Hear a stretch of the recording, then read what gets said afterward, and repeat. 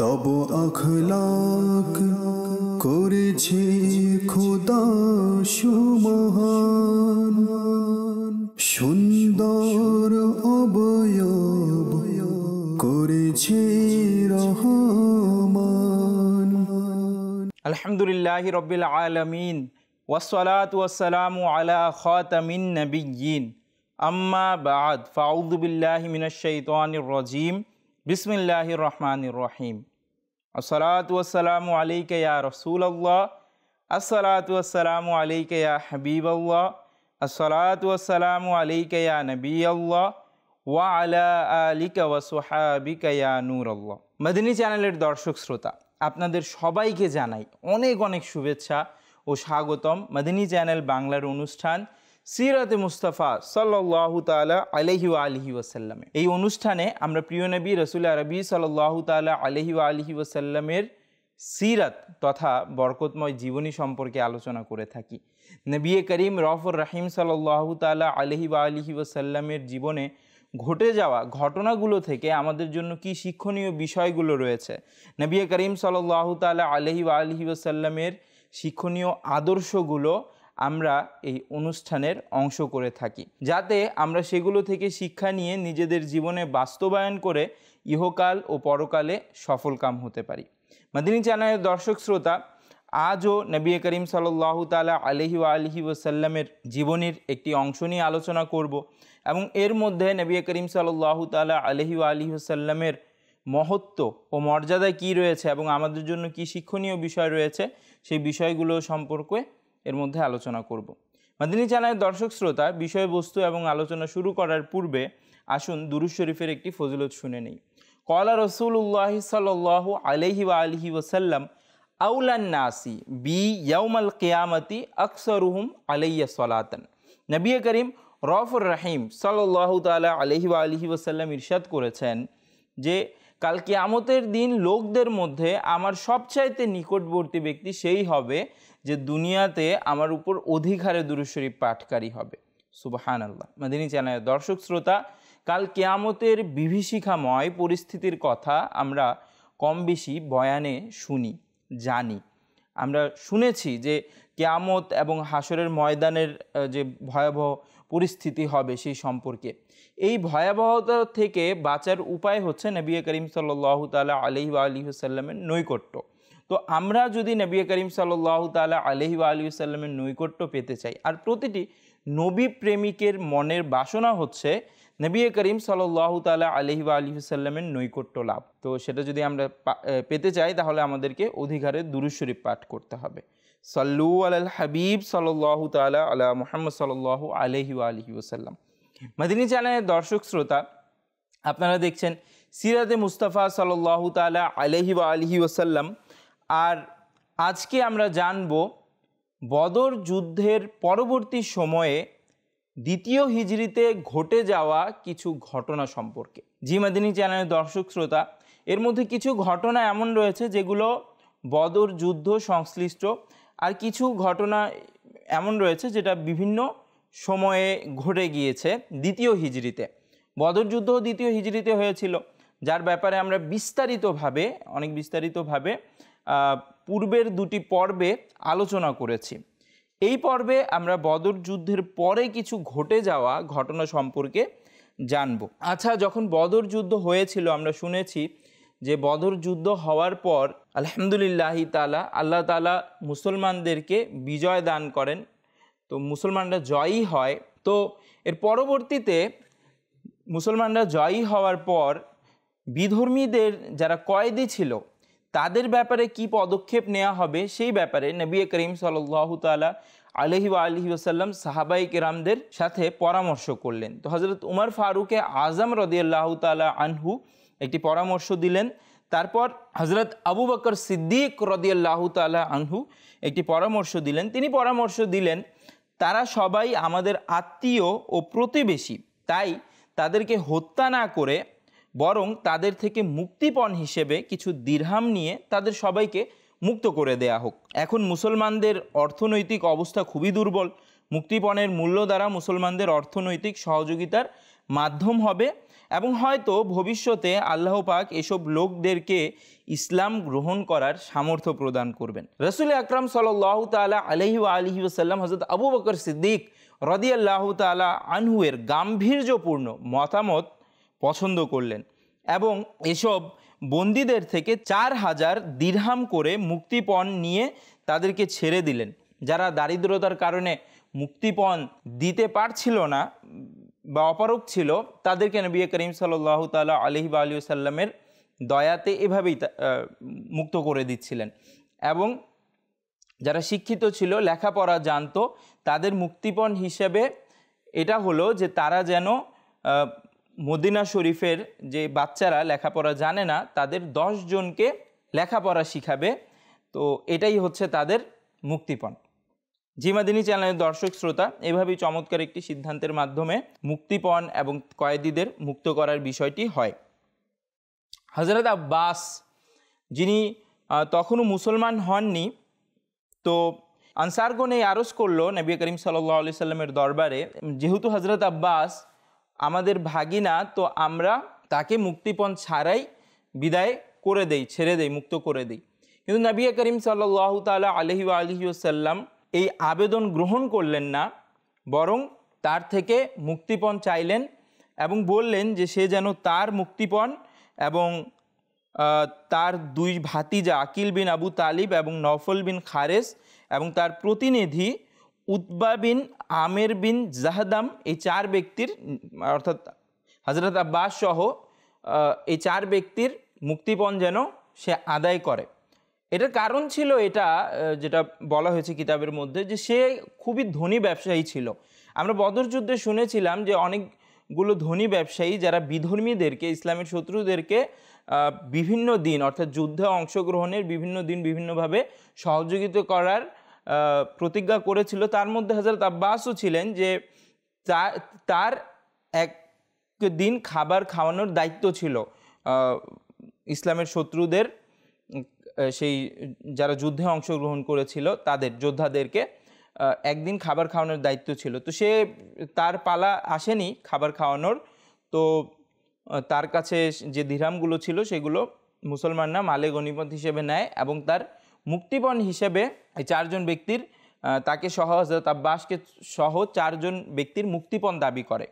তো হযরত আব্বাস তিনি বলেন যে আমার নিকট কোনো সম্পদই নেই, আমি কোত্থেকে মুক্তিপণ আদায় করব, এটা তিনি বলেন। তো নবী করিম সাল্লাল্লাহু তাআলা আলাইহি ওয়া আলিহি ওয়াসাল্লাম, যিনি অদৃশ্যের জ্ঞান রাখেন, যিনি অদৃশ্য সম্পর্কে জ্ঞাত, তিনি সাল্লাল্লাহু তাআলা আলাইহি ওয়া আলিহি ওয়াসাল্লাম ইরশাদ করলেন, চাচা যান, আপনার ওই সম্পদ কোথায় যা আপনি বদর যুদ্ধের জন্য রওনা হওয়ার সময় আপন স্ত্রী উম্মুল ফজলকে দিয়েছিলেন, আর এরূপ বলেছিলেন, যদি আমি এই যুদ্ধে মারা যাই তবে এর মধ্য থেকে এতটুকু পরিমাণ সম্পদ আমার সন্তানদেরকে দিবে।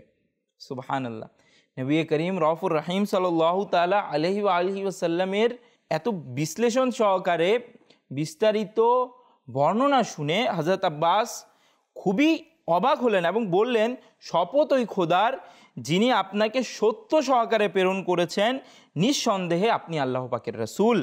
কেননা এই সম্পদের ব্যাপারে আমি ও আমার সহধর্মিনী ছাড়া আর কেউ অবগত নয়। অতএব হযরত আব্বাস নিজের এবং নিজের প্রতিনিধিদের মুক্তিপণ আদায় করলেন, মোট 4 জনের মুক্তিপণ আদায় করলেন। তারপর হযরত আব্বাস এবং হযরত আকিল এবং হযরত নওফেল 3 জনই ইসলাম গ্রহণ করে নেন। এবং আমরা হযরত আব্বাস রাদিয়াল্লাহু তাআলা আনহু এবং হযরত আকিল রাদিয়াল্লাহু তাআলা আনহু এবং হযরত নওফল রাদিয়াল্লাহু তাআলা আনহু এর পরবর্তীতে বিভিন্ন ঘটনা ইসলামের ক্ষেত্রে যেগুলো ঘটে যায় সেগুলো সম্পর্কে জানব। আচ্ছা, বদরের যুদ্ধের মধ্যে নবী করিম সাল্লাল্লাহু তাআলা আলাইহি ওয়া আলিহি ওয়াসাল্লামের জামাতাও অংশগ্রহণ করেছিলেন। তিনি তখনও মুসলমান, ইসলাম ধর্ম গ্রহণ করেননি, মুসলমান হননি।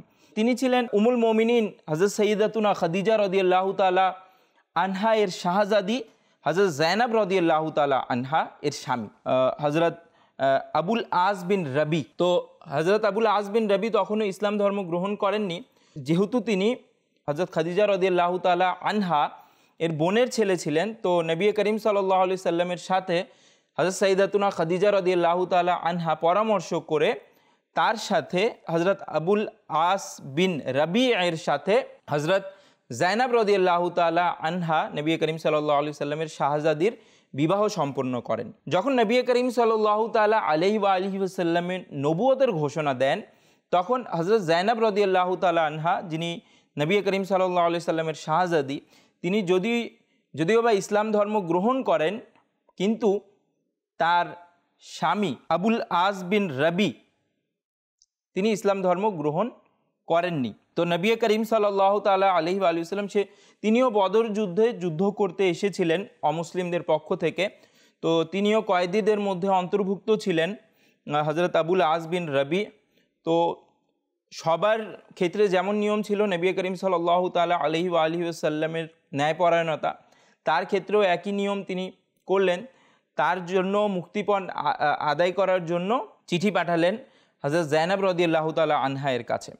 তো হজরত জাইনাব রাদিয়াল্লাহু তাআলা আনহা মুক্তিপণের মূল্যের সাথে তিনি হজরত খাদিজাতুল কুবরা রাদিয়াল্লাহু তাআলা আনহা, উম্মুল মুমিনিন হজরত খাদিজা রাদিয়াল্লাহু তাআলা আনহা, তাকে হজরত জাইনাব রাদিয়াল্লাহু তাআলা আনহাকে একটি হার দিয়েছিলেন, খুবই মূল্যবান হার, সেটা সাথে দিয়ে পাঠিয়েছিলেন। তো নবী করিম সাল্লাল্লাহু তাআলা আলাইহি ওয়া আলিহি ওয়াসাল্লামের কাছে যখন সেই মুক্তিপণ এবং হার পৌঁছে, তো নবী করিম সাল্লাল্লাহু আলাইহি ওয়াসাল্লাম সেই হার দেখে খুবই আবেগ আপ্লুত হয়ে যান এবং তিনি সাহাবায়ে কিরাম আলাইহিম রিদওয়ানদের সাথে পরামর্শ করেন যে তোমরা যদি বলো তাহলে আমি তার মায়ের হারটা তার কাছে পাঠিয়ে দিই। তো সাহাবায়ে কিরামরা অবনত মস্তক সেই কথাটা মেনে নেন এবং নবী করিম সাল্লাল্লাহু তাআলা আলাইহি ওয়া সাল্লাম সেই হার পাঠিয়ে দেন এবং হজরত আবুল আস বিন রবিকে মুক্ত করে দেন। হজরত আবুল আস বিন রবি ব্যবসায়ী ছিলেন। তিনি একবার মক্কা শরীফ থেকে মদিনা শরীফের উদ্দেশ্যে যখন ব্যবসায় রওনা হলেন ব্যবসার জন্য, তখন আসার পথে সাহাবায়ে কিরাম আলাইহিম রিদওয়ানরা তাকে পথিমধ্যে তার উপর হামলা করেন এবং তার সম্পদ ইত্যাদি নিয়ে চলে আসেন এবং তাকেও নিয়ে চলে আসেন। তো হযরত জাইনাব রাদিয়াল্লাহু তাআলা আনহাও সেখানে অবস্থান করেন, মদিনা শরীফে থাকেন। তো তিনি হযরত আবুল আস বিন রবিকে নিজের নিরাপত্তায় নিয়ে নেন। তারপর নবী করিম সাল্লাল্লাহু আলাইহি সাল্লাম সাহাবায়ে কিরাম আলাইহিম রিদওয়ানদের সাথে পরামর্শ করলেন এবং তার ব্যবসায়িক সম্পত্তি যা ছিল, আবুল আস বিন রবির সামগ্রী যা ছিল সব তাকে দিয়ে দেন। তো আবুল আস বিন রবি তিনি মক্কা শরীফে যান। মক্কা শরীফে গিয়ে সেই সমস্ত সম্পত্তি যা ছিল, যার যা পাওনা ছিল সবগুলো তিনি আদায় করেন এবং নিজের মুসলমান হওয়ার ঘোষণা দেন এবং সেখান থেকে তিনি মক্কা শরীফ থেকে মুসলমান হওয়ার ঘোষণা দিয়ে সেখানেই দ্বীনে ইসলামের প্রচার করতে থাকেন। হজরত আবুল আস বিন রবি রাদিয়াল্লাহু তাআলা আনহু, যিনি হজরত জাইনাব রাদিয়াল্লাহু তাআলা আনহার স্বামী ছিলেন এবং নবী করিম সাল্লাল্লাহু আলাইহি সাল্লামের জামাতা ছিলেন, তার ইসলামের দাওয়াত দেওয়ার এরকম ফলাফল দাঁড় হয় যে ইসলামের মহিমায়, ইসলামের আলোয় অনেক বড় বড় বিধর্মীরা, অমুসলিমরাও ইসলামের আলোয় আলোকিত হয়ে যায় মক্কা শরীফে। তো মাদিনী চ্যানেলের দর্শক শ্রোতা, তো আমরা দুটি বিষয় জানলাম। প্রথম ঘটনাতে আমরা জানতে পারলাম যে নবী করিম রউফুর রহিম সাল্লাল্লাহু তাআলা আলাইহি ওয়া আলিহি ওয়াসাল্লামকে আল্লাহ তাআলা কেমন ইলমে গায়েব দান করেছিলেন, যে বদর যুদ্ধের পূর্বে ঘটে যাওয়া ঘটনা যা কেবল হজরত আব্বাস রাদিয়াল্লাহু তাআলা আনহু এবং তার স্ত্রীর মধ্যে সীমাবদ্ধ ছিল, যে কথাগুলো, সেই কথাগুলো নবী করিম সাল্লাল্লাহু তাআলা আলাইহি ওয়া আলিহি ওয়াসাল্লাম মদিনা শরীফে অবস্থানরত অবস্থায় জানতেন, যেখানে দ্বিতীয় অন্য কেউই জানতো না, অপর কেউই জানতো না, সেখানে নবী করিম সাল্লাল্লাহু তাআলা আলাইহি ওয়া আলিহি ওয়াসাল্লাম জানতেন। আল্লাহ তাআলা নবী করিম সাল্লাল্লাহু তাআলা আলাইহি ওয়া আলিহি ওয়াসাল্লামকে এমনই ইলমে গায়েব, অদৃশ্যের সংবাদ দান করেছিলেন। তারপর আমরা হযরত জাইনাব রাদিয়াল্লাহু তাআলা আনহা এর স্বামী হযরত আবুল আস বিন রবি রাদিয়াল্লাহু তাআলা আনহু এর ইসলাম ধর্ম গ্রহণ করার ঘটনাও জানলাম এবং এরই সাথে তাদের ব্যাপারে, কয়েদিদের ব্যাপারে কি ফয়সালা নেওয়া হয়েছিল সেই ব্যাপারেও জানলাম। আচ্ছা, যুদ্ধ হওয়ার পর মক্কার অমুসলিমদের মাঝে রাগ, তারা এমনি পূর্বে থেকে অযথা রাগান্বিত ছিল, অর্থাৎ কোনো কারণ ছাড়াই শয়তানের কুমন্ত্রণায় পড়ে বা তাদের অনেকের অন্তর অন্ধকার ছিল, তারা শুধু শুধু রাগান্বিত ছিল, যার ফলশ্রুতিতেই কিন্তু এই যুদ্ধগুলো হয়েছিল। অর্থাৎ যখন মুসলমানদের উপর তারা অনবরত অত্যাচার করতে লাগলো, আর যখন মুসলমানরা মক্কা শরীফ ছেড়ে মদিনা শরীফে চলে আসলো, আর মদিনা শরীফে শান্তিপূর্ণভাবে নিরাপত্তার সহিত ইসলামের প্রসারের কাজ এবং ইবাদত করে যাচ্ছিল নিজেদের মধ্যে, তারা সেখান থেকে মক্কা শরীফ থেকে বসে বসে ষড়যন্ত্র করত আর মুসলমানদেরকে বিভিন্নভাবে ক্ষতি সাধনের চেষ্টা করত। সেই ফলশ্রুতিতেই কিন্তু পরবর্তীতে মুসলমানরা পদক্ষেপ নেয় এবং পরবর্তীতে বিভিন্নভাবে মুসলমানরা চেষ্টা করে যে তাদেরকে যেন বিভিন্নভাবে প্রতিহত করা হয়, যেন তারা মুসলমানদের ক্ষতি সাধনের চেষ্টা আর না করে, মুসলমানদেরকে বিভিন্নভাবে হামলা করার পদক্ষেপগুলো যেন না নেয়, তারা এটা চেয়েছিলেন। তো এর পরবর্তীতেই কিন্তু যুদ্ধ ইত্যাদি হয় এবং সেই যুদ্ধেও তারা সেটাকে সন্ধি করে নিতে পারত, বাট তারা সেই সন্ধিও করে না, বরং তারা তাদের যে মূর্খতার মন মানসিকতা ছিল সেটা নিয়ে তারা মুসলমানদের সাথে যুদ্ধে নেমে যায়। আর নবী করিম সাল্লাল্লাহু তাআলা আলাইহি ওয়া আলিহি ওয়াসাল্লাম এর নেতৃত্বে আল্লাহ তাআলা মুসলমানদেরকে বিজয় দান করেন। এখন বিজয়ী হওয়ার পরও যে তারা মক্কার অমুসলিমরা থেমে যাবে তা না, তখনও তারা সেখানে বসে বসে আরও বড় বড় ষড়যন্ত্র তারা ভাবতে শুরু করলো। তো একদা উমায়ের ও সাফওয়ান উভয় মিলে, তারা তখন অমুসলিম ছিল, তারা উভয় মিলে মক্কা শরীফের হাতিমে কাবার মধ্যে তাদের যারা বদরের যুদ্ধে নিহত হয়েছিল তাদের নিয়ে তারা অশ্রু বিসর্জন করছিল, তারা কান্না করছিল এবং বিভিন্নভাবে তারা তাদের কথা স্মরণ করছিল। সফওয়ান বলল, হে উমায়ের, আমার পিতা ও অন্যান্য মক্কার সর্দাররা যেভাবে বদরের যুদ্ধে নিহত হয়েছে তা স্মরণ করে আমি অনেক কষ্ট পাই। এভাবে করে তার কষ্টের বর্ণনা দিল। উমায়েরও বললেন যে হ্যাঁ, আমারও কষ্ট হয়, যদি আমার দায়িত্ব না থাকতো আমার সন্তানদের প্রতি, তাহলে আমি অবশ্যই সেটার প্রতিশোধ গিয়ে নিতাম। এভাবে করে তিনি একটি কথা বলেন। তো সে সফওয়ান সুযোগ পেয়ে যায়, সে বলে উমায়েরকে যে তুমি যদি গিয়ে নবী করিম সাল্লাল্লাহু তাআলা আলাইহি ওয়া আলিহি ওয়াসাল্লাম এর উপর হামলা করো, মুসলমানদের উপর হামলা করো মাআযাল্লাহ, তো আমি তোমার এখানে যত ঋণ আছে সবগুলো আদায় করে দিব এবং তোমার সন্তান সন্ততির দায়িত্ব আমি নিব। উমায়ের এই কথা শুনে তিনি তরবারির মধ্যে বিষের মধ্যে তরবারি ভিজিয়ে বের হয়ে যান মাআযাল্লাহ তাআলা নবী করিম সাল্লাল্লাহু তাআলা আলাইহি ওয়া আলিহি ওয়াসাল্লামকে হত্যার উদ্দেশ্যে। তিনি যখন মদিনা শরীফে পৌঁছেন তো হযরত উমর রাদিয়াল্লাহু তাআলা আনহুর হাতে পড়ে যান। হযরত উমর রাদিয়াল্লাহু তাআলা আনহু তার ঘাড়ের মধ্যে ধরে নবী করিম সাল্লাল্লাহু তাআলা আলাইহি ওয়া আলিহি ওয়াসাল্লামের দরবারে উপস্থিত করে। তো নবী করিম সাল্লাল্লাহু তাআলা আলাইহি ওয়া আলিহি ওয়াসাল্লাম জিজ্ঞাসা করলেন যে তুমি কি উদ্দেশ্যে এসেছো? তো সে বলল আমার সন্তানদেরকে ছাড়ানোর উদ্দেশ্যে। তো নবী করিম সাল্লাল্লাহু তাআলা আলাইহি ওয়া আলিহি ওয়াসাল্লাম ইরশাদ করলেন, তুমি ও সফওয়ান মিলে হাতিমে কাবায় বসে আমার হত্যা করার ষড়যন্ত্র করনি। উমাইর এই গোপন তথ্য শুনে নিশ্চুপ হয়ে গেল আর বলল, আমি সাক্ষ্য দিচ্ছি যে নিঃসন্দেহে আপনি আল্লাহ পাকের রসুল, কেননা খোদার কসম আমি ও সফওয়ান ছাড়া এই গোপন কথার কেউ জানতো না।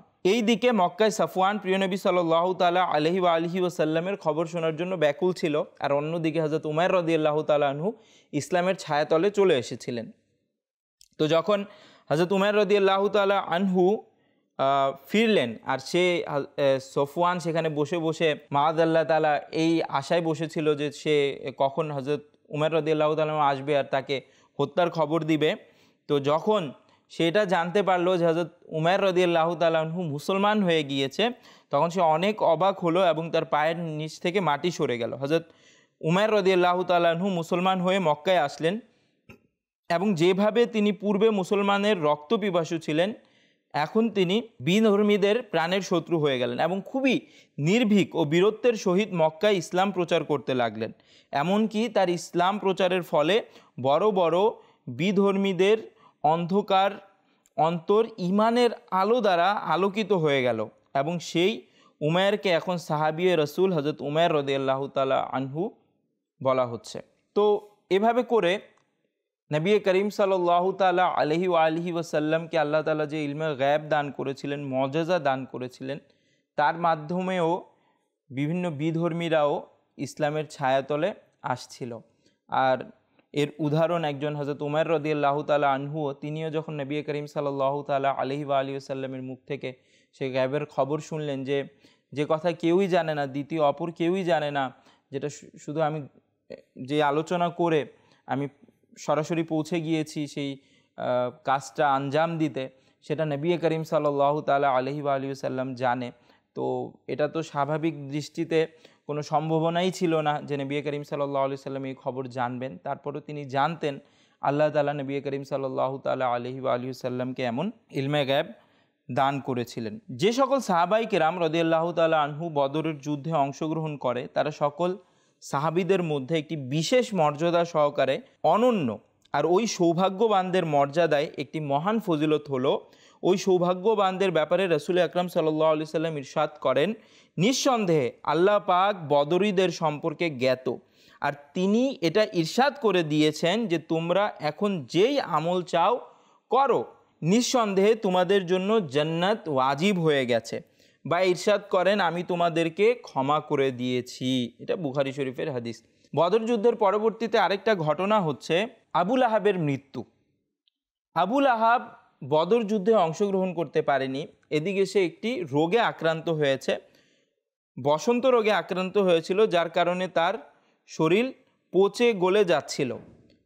আর অষ্টম দিনে সে মারা যায়। আরববাসীরা বসন্ত রোগকে খুবই অলক্ষণীয় রোগ হিসেবে জানত, তো তারা সেই ব্যক্তি থেকে বেঁচে থাকতো। এদিকে তার ছেলেরাও তার কাছে যেতে চাচ্ছিল না। সুতরাং তার ছেলেরা, লোকেরা বিভিন্ন কথা বলবে, মানুষদের কথার ভয়ে তারা কি করলো, প্রথমত একটি গর্ত করলো এবং একটি কাঠের টুকরো দিয়ে তার শরীরকে ঠেলতে ঠেলতে সেই গর্তে ফেলে দিল। তো মদিনী চ্যানেলের দর্শক শ্রোতা, এভাবে করে আবু লাহাবের একটি শিক্ষণীয় মৃত্যু হলো। তো এটাও ভাবার বিষয় যে অন্যান্য বিধর্মীরাও ছিল, কিন্তু বিশেষভাবে আবু লাহাবের শিক্ষণীয় মৃত্যুর পেছনে একটি কারণ যেটা বুঝে আসে, সেটা হচ্ছে যে সে আল্লাহ তাআলার নবী করিম রউফুর রহিম সাল্লাল্লাহু তাআলা আলাইহি ওয়া আলিহি ওয়াসাল্লামকে বিভিন্নভাবে কষ্ট দিয়েছিল এবং বেয়াদবি করেছিল, তাই তার এই পরিণাম ঘটে। আল্লাহ তাআলা আমাদেরকে নবী করিম রউফুর রহিম সাল্লাল্লাহু তাআলা আলাইহি ওয়া আলিহি ওয়াসাল্লামের মর্যাদা রক্ষা করার তৌফিক দান করুক এবং নবী করিম সাল্লাল্লাহু তাআলা আলাইহি ওয়া আলিহি ওয়াসাল্লামের মহত্ব মর্যাদা বজায় রাখার তৌফিক দান করুক। নবী করিম সাল্লাল্লাহু তাআলা আলাইহি ওয়া আলিহি ওয়াসাল্লামের সুন্নতের উপর আমল করার তৌফিক দান করুক। মদিনী চ্যানেলের দর্শক শ্রোতা, আগামী পর্বেও আমরা গাজওয়ায়ে বনি কিনকা এবং গাজওয়ায়ে সাবিক সম্পর্কে আলোচনা করব। এরই সাথে আরও কিছু বিষয় সম্পর্কে জানব, চমৎকার বিষয় সম্পর্কে, যে ইসলাম ধর্মে কয়েকটি বিষয় দ্বিতীয় হিজরিতে শুরু হয়েছিল, সেগুলো কি কি ছিল, তো সেই সম্পর্কে জানব। তাই আগামী পর্ব দেখার আমন্ত্রণ জানিয়ে বিদায় নিচ্ছি।